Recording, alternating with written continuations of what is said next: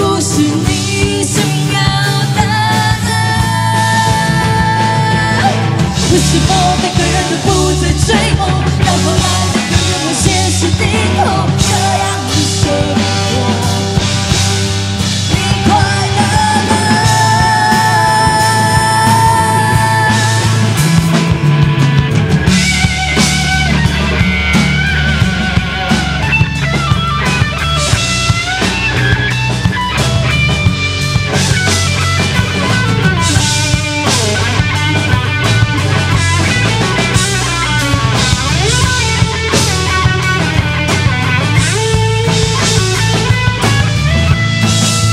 怎样的生活？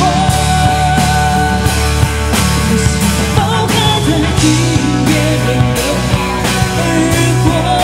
这样的日子过了一辈子，难道你就不想挣脱？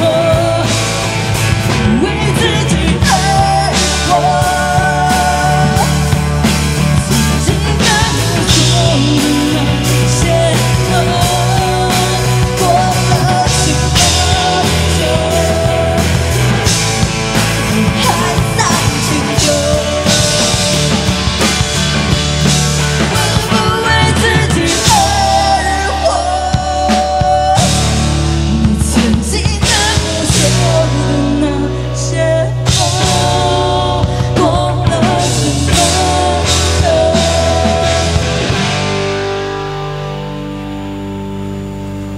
你还在迁就。谢谢今天前来的大家，谢谢二中哥，谢谢 Rocks， 谢谢斯文败类，谢谢欢太黄老五，谢谢。我们努力了3年，还会再有3年，甚至30年，我们会继续。我们是超。